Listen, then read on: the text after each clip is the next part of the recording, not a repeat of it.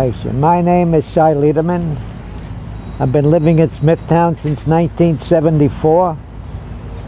I've been working for the Guide Dog Foundation, doing speaking engagements since 1963. I've had many guide dogs from the Guide Dog Foundation, and it has changed a lot.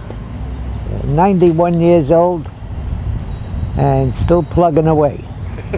I enlisted in 1944.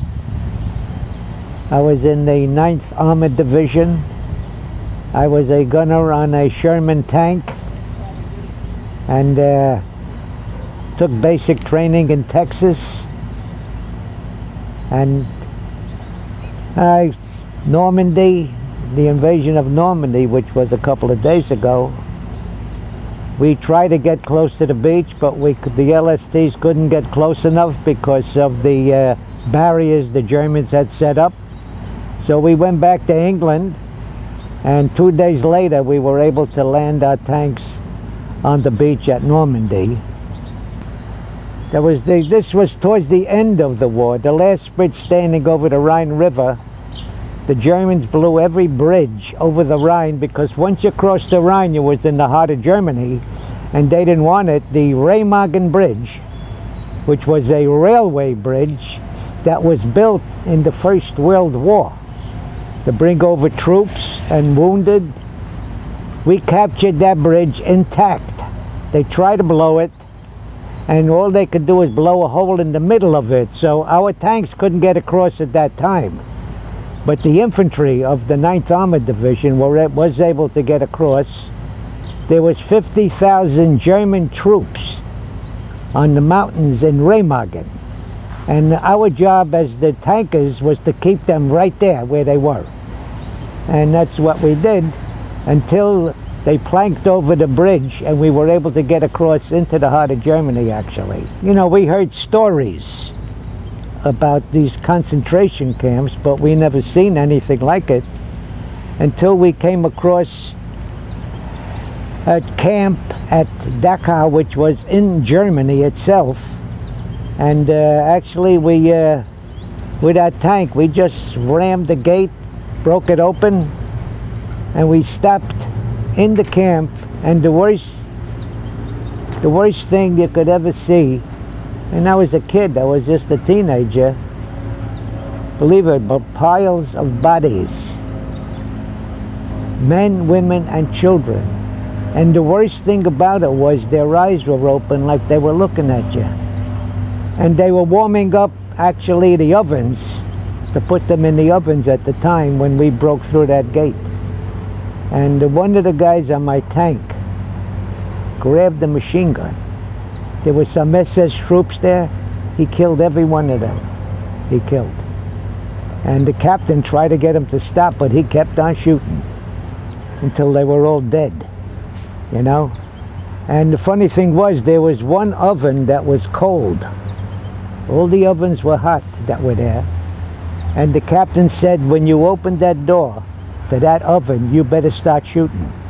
And there was a German officer in there with a gun, ready to come out and start shooting. But when they opened the door, 5 guys emptied their rifle inside. Then they pulled them out.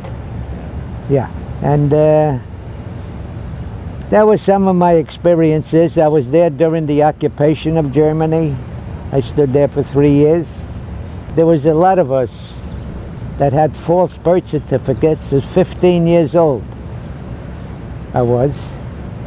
And after the war, they found out about all these false birth certificates. They discharged us. And then they re-enlisted us back into the Army. The people that wanted to stay, you know? Yeah, they thought I was 17.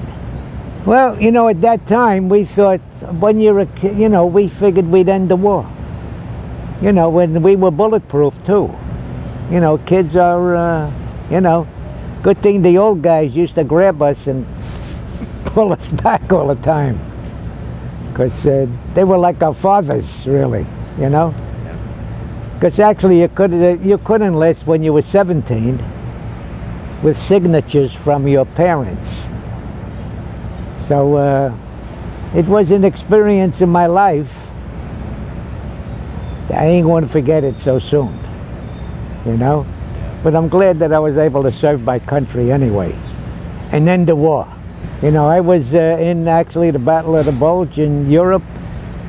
I was in, and it was a great experience in my lifetime, actually, you know. Glad that I did it, and glad I was coming home. You know, I was losing my vision, but they didn't know why I was losing my vision. I had much surgery. I was in the Veterans Hospital for 3 years, and they still didn't know why I was losing my vision. I had a lot of surgeries, including 6 corneal transplants, and one a nucleation of one of my eyes. And thank God for the Guide Dog Foundation, because my guide dogs since 1963 kept me alive. I had a cane. I finished training, mobility training, and believe it or not, my instructor was an ex-basketball player from the Harlem Globetrotters. He was my instructor. After I finished training with a cane, okay, I had to go on my train in Brooklyn. I lived near an elevated subway like, and he said, meet me at such and such a station. So that was fine. I'm waiting for the train. The train comes in, and I take my cane and I make sure the floor is there when the door opens, and the stupid guy closes the door on my cane.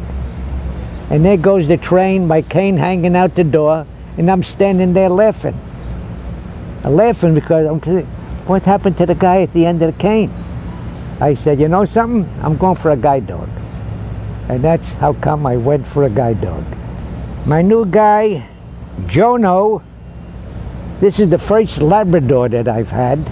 I've had German Shepherds and Golden Retrievers, and this is my first thing with the Labrador, and he's a wonderful, wonderful guy.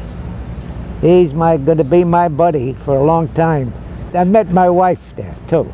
We both went for guide dogs. That's where we met, at the Guide Dog Foundation. Great relationship. We got married 34 years. My wife, when she passed away, she was 92 years old. She was, and I was by her side, and so was my guide dog that I got from here, was a poodle. And when she passed away in the hospital, it seemed like the poodle he jumped up on the bed in the hospital, you know, when she stopped breathing. It was an experience in my lifetime. We had a great relationship. Of course, we were in the same boat, you know, we both had guide dogs. And it was wonderful. And now I got another dog, and he's great. And my trainer's pretty good too. He did a good job. Me and my guy here are gonna make it.